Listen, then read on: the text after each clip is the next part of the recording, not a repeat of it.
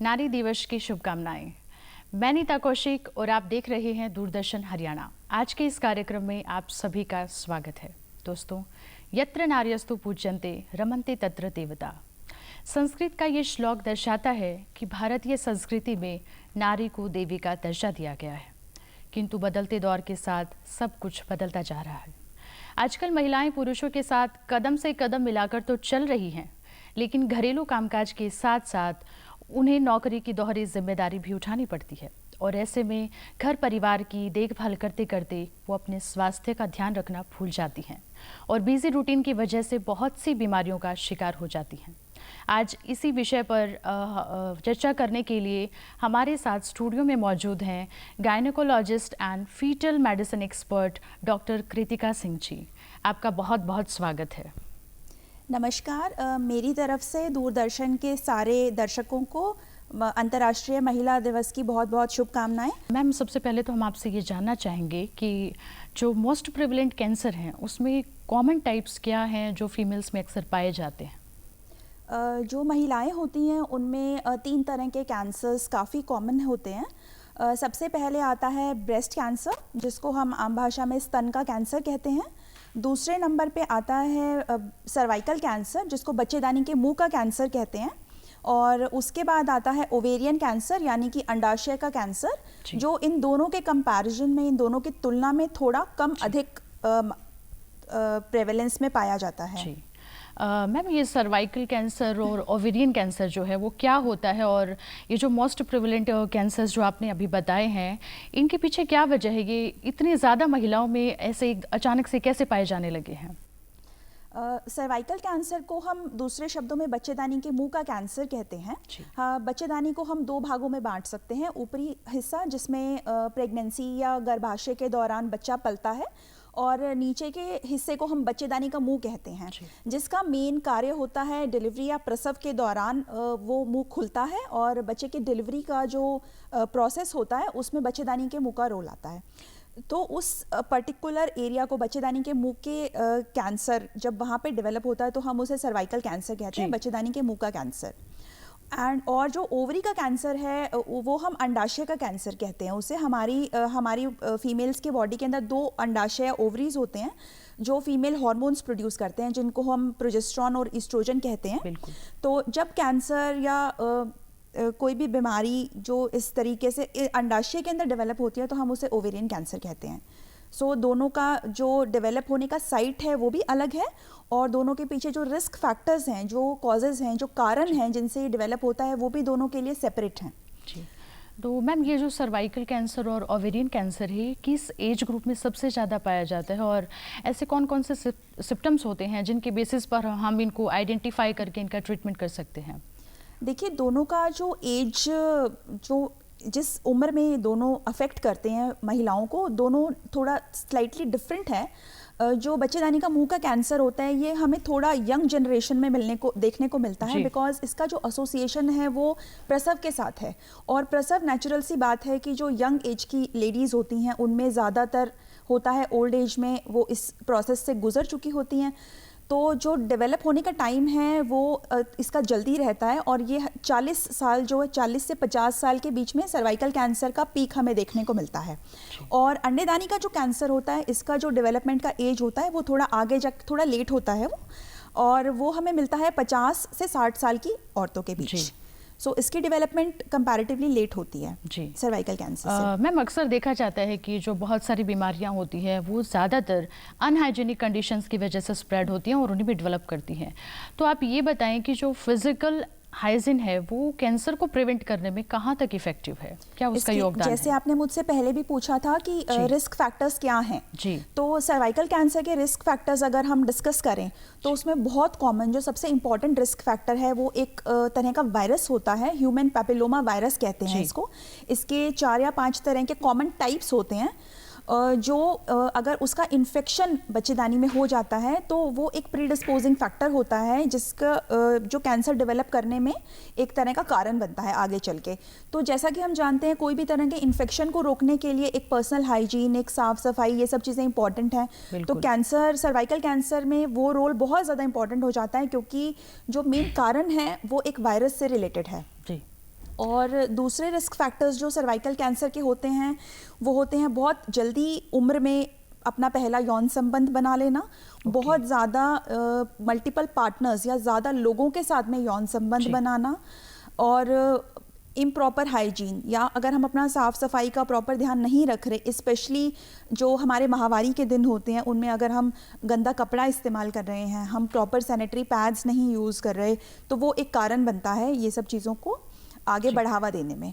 और इसका संबंध हमारी नंबर ऑफ डिलीवरीज या जितने प्रसव हमने अब एक लाइफ टाइम में किए हैं उससे भी बहुत ज़्यादा डिपेंडेंट है, बिकॉज जो बच्चेदानी का मुंह होता है हर प्रसव के दौरान उसको खुलना पड़ता है और उसको चोट लगने की संभावना, उसको एक प्रोसेस के दौरान होके गुजरना पड़ता है।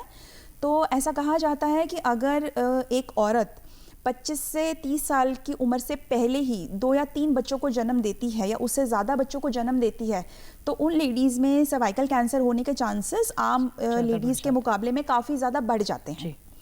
तो and the use of OCP also, जो बर्थ कंट्रोल पिल्स होती हैं उनका ओवर द काउंटर यूज़, अगर हम किसी गायनोकोलॉजिस्ट से स्पेशलिस्ट से पूछ के नहीं उनको ले रहे हैं, हम सीधा डायरेक्टली फार्मेसी से परचेज़ करके, हमें नहीं पता कि क्या साइड इफ़ेक्ट्स उसके हैं और बहुत लंबे समय तक हम उनको खा रहे हैं, जैसे माला डी या माला एन की टैबलेट्स हमारे पास पेशेंट्स आके बोलते हैं कि बहुत लंबे समय से वो उन टैबलेट्स को खा रहे हैं किसी डॉक्टर की सलाह के बिना, तो ये उनमें हार्मोन्स होते हैं और वो एक कारण बन सकते हैं जो इस कैंसर को कॉज करें आगे चल के। तो मैम जो सर्वाइकल कैंसर है और ओवेरियन कैंसर है, इनका जो ट्रीटमेंट होता है वो किस तरह का होता है, डायग्नोसिस कैसे किया जाता है, कौन सी जो कॉमन मेडिसिन जो हैं वो प्रोवाइड की जाती हैं, इस बारे में थोड़ा सा बताएं। देखिए, डायग्नोसिस के लिए सबसे इम्पॉर्टेंट चीज़ है कि हम इसके कॉमन सिम्टम्स को पहचानें, जो कि मैसेज हमें जनता को आज देना चाहिए कि अगर आप अपने सिम्टम्स को पहचानेंगे तो ही आप एक मेडिकल एडवाइस आप सीख कर सकते हैं। आप डॉक्टर के पास जाएंगे, अपने सिम्टम्स बताएंगे तो ही आपका डायग्नोसिस और इलाज उस प्रोसेस की जो इनिशिएशन है वो संभव हो पाएगी। तो इसके जो कॉमन सिम्टम्स हैं जिनका हमें बहुत ध्यान रखना है, सबसे कॉमन सर्वाइकल कैंसर का सिम्टम होता है मेंसेस के अलावा बीच में हमें ब्लीडिंग होना, रक्तस्राव का होना बच्चेदानी के मुंह से, जिसको हम आम भाषा में औरतें दाग लगना भी कहती हैं कि मेरे नॉर्मल टाइम पे पीरियड्स आ जाते हैं, बट पीरियड्स के बीच का जो समय होता है, जो अंतराल का समय होता है, उसके बीच में उन्हें बीच में स्पॉटिंग होती रहती है, दाग लगता रहता है। सेकेंड कॉमन इसका जो सिम्टम होता है वो होता है बच्चेदानी के मुंह से गंदे पानी का जाना, सफ़ेद पानी का जाना या गंदे पीले पानी का जाना, जिसमें बदबू भी हो सकती है। तो इन सिम्टम्स को वो पहचाने। तीसरा इसका कॉमन सिम्टम होता है यौन संबंध के दौरान अत्यधिक पेन होना और या फिर यौन संबंध के बाद में ब्लीडिंग होना। तो ये कॉमन सिम्टम्स अगर आप एक्सपीरियंस कर रहे हैं तो इनको आप बिल्कुल भी हल्के में ना लें, इनको लाइटली ना लें, एंड आपको जाके ज़रूर इसकी चेकअप करानी चाहिए। और इसका डायग्नोसिस काफ़ी सिंपल होता है। आप एक बेसिक अपना एग्जामिनेशन अगर कराएंगे तो इसमें एक पेल्विक एग्जामिनेशन जिसको हम बोलते हैं, आप किसी गायनोकोलॉजिस्ट के पास जाएंगे तो एक बेसिक आपका रूटीन OPD एग्जामिनेशन जो होगा उसमें काफ़ी हद तक आपके सिम्टम्स को क्लासिफाई किया जा सकता है। और वो एक छोटा सा टेस्ट जिसको पैप स्मीयर बोलते हैं हम, वो आपका एक छोटा सा, जिसको पानी की जांच भी बोलते हैं, एक छोटा सा स्लाइड स्मीयर लेके आप लेबोरेटरी में हम भेजते हैं, तो उससे काफ़ी हद तक इसका पता चल जाता है। अगर गायनोकोलॉजिस्ट को लग रहा है कि आपके सिम्टम्स ज़्यादा हैं या उनको कोई बच्चेदानी के मुंह पे कोई गांठ, कोई अल्सर, कोई रसौली दिख रही है, तो वो उसकी टुकड़े की जांच भी भेज सकती हैं। तो आपको अपने सिम्टम्स को पहचानना सबसे पहला स्टेप है। जी बिल्कुल। मैम सुनने में आता है कि इन कैंसर्स को ट्रीट करने के लिए अलग अलग तरह की थेरेपीज़ भी प्रोवाइड की जाती है, तो ये कहाँ तक सही है और इन थेरेपीज़ को जो देने के लिए कितना टाइम पीरियड चाहिए होता है प्रॉपर ट्रीटमेंट के लिए? जो ट्रीटमेंट होता है इन कंडीशंस का वो डिपेंड करता है कि आपने किस स्टेज पे इनको डायग्नोस किया है। तो अगर आप इनको बहुत अर्ली स्टेज पे डायग्नोस कर लेते हैं तो ट्रीटमेंट इसका बहुत ही आसानी से, बहुत सिंपल तरीके से हो जाता है। जैसे मैं आपको एग्जांपल के तौर पे बताऊं, अगर बच्चेदानी के मुंह का जो कैंसर है, अगर हम उसे बहुत जल्दी स्टेज पे, जैसे हम स्टेज 1 भी बोलते हैं, उसमें हम उसके डायग्नोस कर लें तो एक सिंपल प्रोसीजर या हम हिस्टेक्टमी या बच्चेदानी का ऑपरेशन जिसे हम कहते हैं, उससे हम पूर्णतः उस कैंसर को निकाल सकते हैं। और फ्यूचर में पेशेंट को आगे जाके बहुत ही कम दवाइयों का या रेडिएशन या कीमोथेरेपी का सहारा लेना पड़ता है, और उसकी जो आगे लाइफ एक्सपेक्टेंसी और लाइफ क्वालिटी भी काफ़ी बढ़ जाती है। अगर सपोज करें हम सेकेंड स्टेज या थर्ड स्टेज में इसको डायग्नोज करते हैं तो ट्रीटमेंट थोड़ा हमारा इलेबोरेटिव हो जाता है। इसमें हमें ऑपरेशन के साथ साथ कीमोथेरेपी और रेडिएशन का सहारा लेना पड़ सकता है।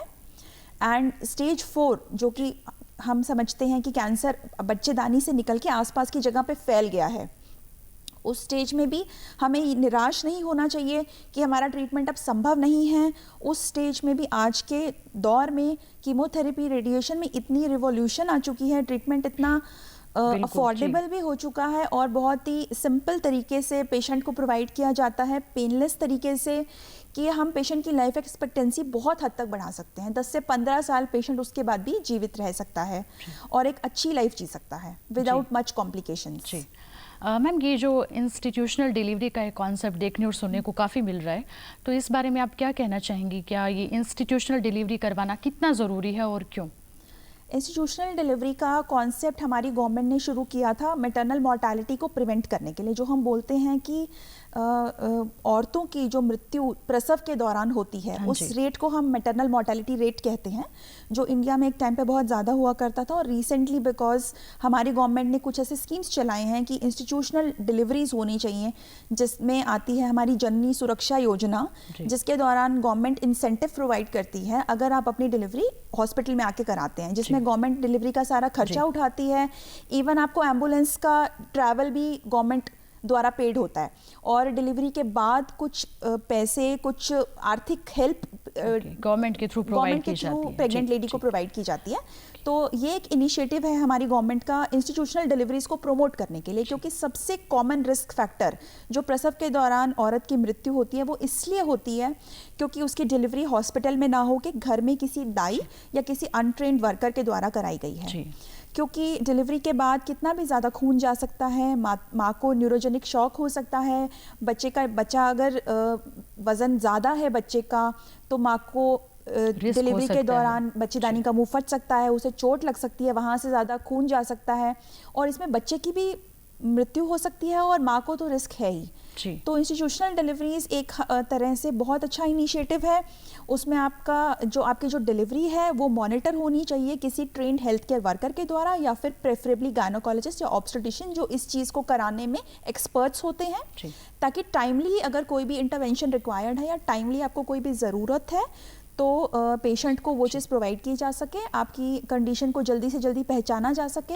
अगर डिलीवरी के बाद बच्चेदानी नहीं सिकुड़ रही है, ब्लीडिंग ज़्यादा जा रही है, तो उसका ट्रीटमेंट पॉसिबल हो सके। जी बिल्कुल मैम, इसी के साथ मैं आपसे एक क्वेश्चन ये भी पूछना चाहूँगी कि आजकल जो सी सेक्शन डिलीवरीज हैं उनको बहुत ज़्यादा प्रेफर किया जा रहा है रैदर देन नॉर्मल डिलीवरीज, तो ऐसा क्यों है? इसके पीछे क्या वजह है? उनके बारे में थोड़ा सा बताएं। सिजेरियन सेक्शन का रेट अगर हम देखें तो बढ़ा है, अगर हम पास्ट के डाटाज देखें, बट ये इस बात पे मैं ज़ोर देना चाहूँगी कि सिजेरियन सेक्शन का रेट इसलिए नहीं बढ़ा है क्योंकि डॉक्टर्स बहुत ईगर हैं सिजेरियन से डिलीवरीज कराने के लिए। जब तक मेडिकल कोई इंडिकेशन ना बने या कोई कॉम्प्लिकेशन ना हो तो सिजेरियन डिलीवरी इंडिकेटेड नहीं होती है और डॉक्टर नहीं इस तरह से प्रोसीड करना चाहेंगे। लेकिन अगर कोई भी आपकी नॉर्मल डिलीवरी में कोई कॉम्प्लिकेशन आ रहा है जिसमें माँ की जान को, बच्चे की जान को किसी भी तरह का खतरा है या कोई ऐसी स्थिति जिसमें हमें लगता है कि अगर हम नॉर्मल डिलीवरी में प्रोसीड करेंगे तो बच्चा बच जाएगा लेकिन उसको आगे चल के दिक्कत हो सकती है, जैसे वो नर्सरी में बहुत ज़्यादा टाइम स्पेंड कर सकता है या अगर बच्चा प्रसव के दौरान मेकोनियम पास कर देता है या जिसको बोलते हैं कि बच्चे ने पेट में लेटरिन कर दी तो उससे बच्चे को सांस की दिक्कत हो सकती है।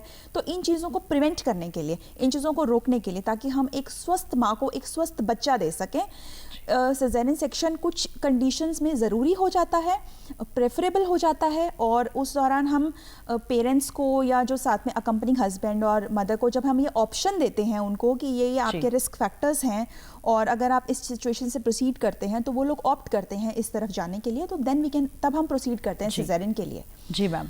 मैम, एक प्रीनेटल स्क्रीनिंग टेस्ट होते हैं जो ज़्यादातर ट्राइमेस्टर के दौरान कराए जाते हैं, तो आप बताएं कि उनकी क्या इंपॉर्टेंस होती है? प्रीनेटल स्क्रीनिंग टेस्ट जो हमारी प्रेगनेंसी के दौरान आजकल बहुत इम्पॉर्टेंट है करवाने, क्योंकि हम चाहते हैं कि हम एक स्वस्थ बच्चा दें माँ को। एंड पहले जो एंटीनेटल केयर थी वो लेडीज़ पूरे 9 महीने की बजाय बिल्कुल अंत में लेना ज़्यादा प्रेफर करते थे। उनको लगता था कि हमें हॉस्पिटल जाना है हमारी डिलीवरी के लिए, प्रसव के लिए, जो भी कॉम्प्लिकेशन होनी है वो डिलीवरी के टाइम होगी। प्रेगनेंसी के दौरान सब कुछ माँ के पेट से बच्चे को मिल रहा है और बच्चा स्वस्थ और हेल्दी पैदा हो रहा है। तो पुराने ज़माने में हम देखें तो लोगों को के लिए अल्ट्रासाउंड भी एक बहुत बड़ी मोडालिटी होती थी और अल्ट्रासाउंड कराना एक प्रिविलेज होता था। लेकिन जैसे जैसे हमारी साइंस तरक्की कर रही है, हम अपनी स्वास्थ्य सर्विसेज, स्वास्थ्य सेवाओं को लोगों तक पहुंचा पा रहे हैं, जितना ज़्यादा हम लोगों को रीच कर पा रहे हैं गवर्नमेंट की हेल्प से और हमारे हेल्थ केयर प्रोवाइडर्स की हेल्प से, उतना ज़्यादा हम लोगों में एक अवेयरनेस क्रिएट कर रहे हैं कि बच्चे के अंदर कुछ जेनेटिक कंडीशंस होती हैं, कुछ डेवलपमेंटल प्रॉब्लम्स होते हैं, कुछ विकार होते हैं जिनको हम जन्म से पहले ही डिटेक्ट कर सकते हैं, बहुत पहले हम उनका पता लगा सकते हैं। और अगर हम उनका टाइम से पता लगा लें तो हम उस प्रेगनेंसी के लिए पेरेंट्स को ऑप्शंस दे सकते हैं और उनको मेंटली प्रिपेयर कर सकते हैं कि अगर इस तरह का बच्चे का जन्म होगा तो उसमें क्या क्या परेशानियां आ सकती हैं, उन कंडीशंस का ट्रीटमेंट किस हद तक संभव है, उसके ट्रीटमेंट का खर्चा क्या आएगा, आपको उसके लिए क्या वो आपकी लोकल जगह पे उसका ट्रीटमेंट पॉसिबल है या आपको उसके लिए कोई बड़े शहर के बड़े अस्पताल में वो इलाज कराना पड़ेगा। तो इन सब चीज़ों से पेरेंट्स मेंटली प्रिपेयर हो जाते हैं और उनकी जो जर्नी है आगे की वो आसान हो जाती है, बेशक वो उस प्रेगनेंसी को रखना चाहें या वो अबॉर्शन का रास्ता अपनाना चाहें, दोनों ही कंडीशंस में उनके लिए एक डिसीजन मेकिंग ईजी हो जाता है। और ये जो टेस्ट होते हैं ये प्रेगनेंसी में हम फर्स्ट ट्राइमेस्टर या जो पहले 3 महीने होते हैं इनमें करवा सकते हैं, आइडियली तभी कराना चाहिए।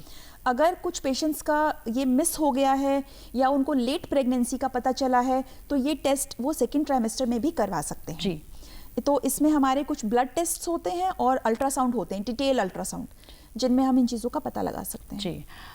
मैम जो गवर्नमेंट से मुझे याद आया कि भारत सरकार ने भी काफ़ी ऐसी स्कीम्स चलाई हैं जिनमें ओवेरियन कैंसर और सर्वाइकल कैंसर जो पेशेंट्स हैं उनके लिए ट्रीटमेंट और डायग्नोस्टिक प्रोवाइड कर रही हैं, तो आप कुछ स्कीम्स बताएं जिससे पेशेंट्स को बेनिफिट मिल सके। इम्पॉर्टेंट जो एक माइलस्टोन की तरह मैं इसे कहूँगी, जो हमारे प्रधानमंत्री जी ने 2018 सितंबर में प्रधानमंत्री जन आरोग्य योजना को उन्होंने प्रस्तुत किया था, जिसको हम आम भाषा में आयुष्मान स्कीम भी कहते हैं।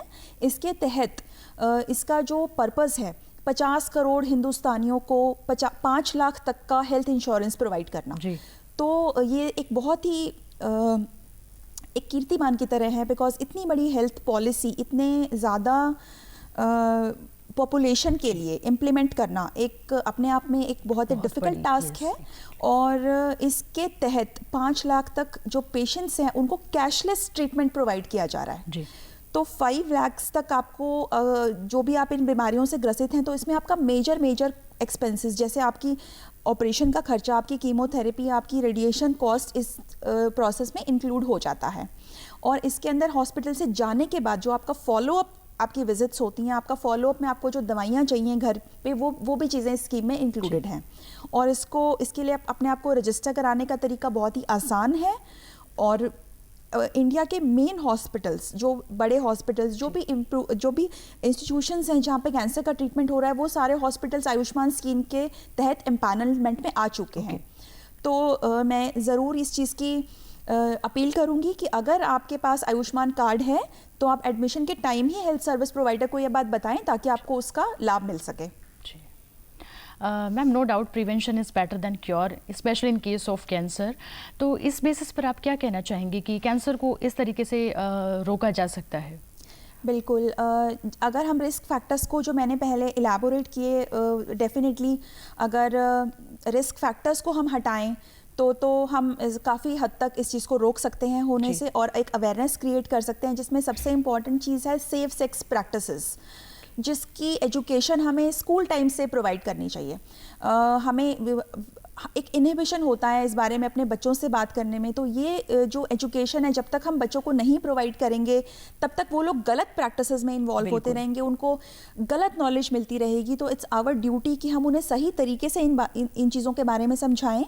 और क्योंकि जो टीन्स हैं, जो हमारे जो युवा हैं, जो किशोर हैं, वो ही आगे चल के फ्यूचर पेरेंट्स, माता पिता बनेंगे और उनको हमें समझाना है कि कैसे वो उस एज में अपना ध्यान कर सकते हैं। तो इम्पॉर्टेंट चीज़ें हैं कि बहुत जल्दी उम्र में यौन संबंध ना बनाना, और अगर अर्ली जो टीन्स हैं यौन संबंध के दौरान अगर वो कॉन्डम या निरोध का इस्तेमाल करें तो बहुत हद तक बच्चेदानी के मुंह के कैंसर को रोका जा सकता है। जी। और एक इम्पॉर्टेंट चीज़ इसमें मैं बताना चाहूँगी कि अभी सर्वाइकल कैंसर एक ऐसा कैंसर है जिसके लिए वैक्सीन अवेलेबल है।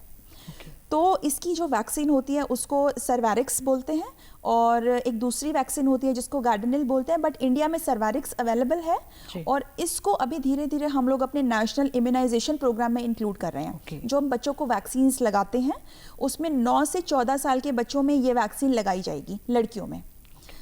दूसरे देशों में यूएस, चाइना इस वैक्सीन को लड़कों में भी इंक्लूड कर रहे हैं। लेकिन हमारे देश में अभी वो प्रोविजन नहीं है। लेकिन जो लड़कियां हैं, जो 9 से 14 साल की लड़कियां हैं, उनमें ये वैक्सीन लगाई जानी चाहिए। और जिन लोगों में ये वैक्सीन उस एज में नहीं लगाई गई है वो लोग इसको 15 से 26 साल की उम्र में भी ले सकते हैं। उसमें डिफरेंस सिर्फ ये आ जाता है कि अगर आप इसे जल्दी लेते हैं तो आपको 2 डोज लेने पड़ते हैं और अगर आप लेट लेंगे तो आपको एक तीसरी डोज भी एडिशनल में लेनी पड़ेगी। जी मैम, एक बिल्कुल कॉमन सा सवाल मैं आपसे पूछना चाहूँगी कि प्रेगनेंसी के दौरान जो ज़्यादातर महिलाएं एनीमिक हो जाती हैं, इसके पीछे क्या वजह है? क्या उन्हें प्रॉपर डाइट नहीं मिल पाती या कोई और रीजंस हैं? सबसे कॉमन रीज़न जो प्रेगनेंसी में अनीमिया का अभी भी हमारे देश में मौजूद है वो न्यूट्रिशनल अनीमिया है। मतलब कि डाइटरी डेफिशिएंसी। या तो लेडीज़ प्रॉपर खाना नहीं खाती हैं या फिर वो ऐसा खाना खाती हैं जिसमें आयरन की मात्रा बहुत कम होती है। तो उनको एक बैलेंस्ड डाइट लेने की ज़रूरत है। वो खाते हैं लेकिन एक कॉमन धारणा है कि प्रेगनेंसी में फ़ैट खाना चाहिए, घी खाना चाहिए। लेकिन जनता की जानकारी के लिए मैं बताना चाहूँगी कि प्रेगनेंसी में हमें ऐसे हरी सब्ज़ी, हरे पत्ते वाली सब्जियां और फ्रूट्स खाने चाहिए, एप्पल, सेब, ये सब चीज़ों का सेवन करना चाहिए जिसके अंदर आयरन टैबलेट्स हैं, जिसके अंदर आयरन की कंटेंट है। और सबसे एक इम्पॉर्टेंट चीज़, गवर्नमेंट ने आयरन टैबलेट को फ्री किया है। जी बिल्कुल। तो हर औरत को एक शुरुआती बिल्कुल इजीली अवेलेबल होती हैं सारी डिस्पेंसरीज में।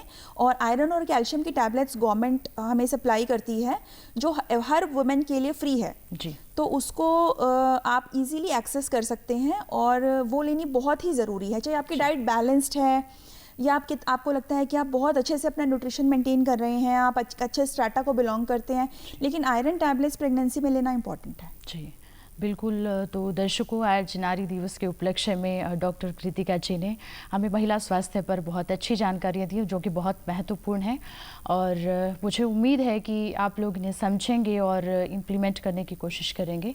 तो मिलते हैं एक नए कार्यक्रम के साथ, तब तक के लिए खुश रहिए। धन्यवाद।